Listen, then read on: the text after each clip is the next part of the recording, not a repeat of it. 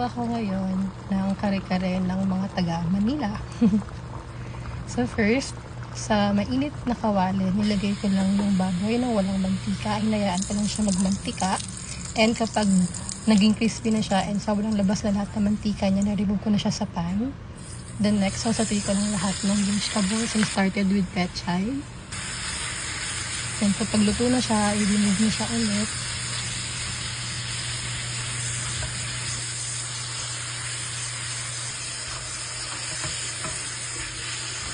Pag naluto na yung pechay, tatanggalin ko lang siya and then igisa ko naman yung sitaw. Sa sitaw, hindi siya kailangan i-overcook. Para crispy pa siya pag kinain mo. So, itatanggalin ko na rin siya agad. And then next, nagdagdag nga pala ako dito ng mantika kasi ipipito ko na yung talong. Mas masarap kasi for me kapag yung talong pinrito. Para mas makakain so hindi siya masasayang. Ayoko kasi nung pinapuluan na, hindi ako nasasarapan. So, lagyan ko rin siya ng salt para may lasa kahit papano since ang kare-kare ay walang lasa.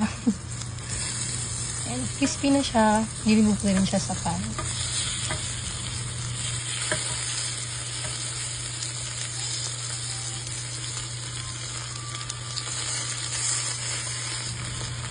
Nung niluto na lahat ng gulay, sinatay ko na yung garlic and then onion.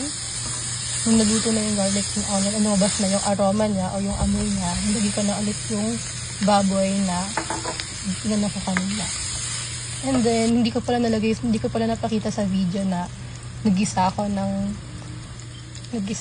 aswete sa oil para maging orange siya. Tapos, paglagay ko ng peanut butter, unti-unting lagay lang ng tubig para kusa siyang maglapot. Naturally, hindi na kailangan lagyan ng cornstarch.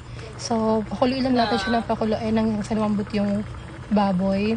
Ayan, hanggang sa lumapot siya. And then, kapag luto na yung baboy and malapot na siya, babalik na natin yung gulay.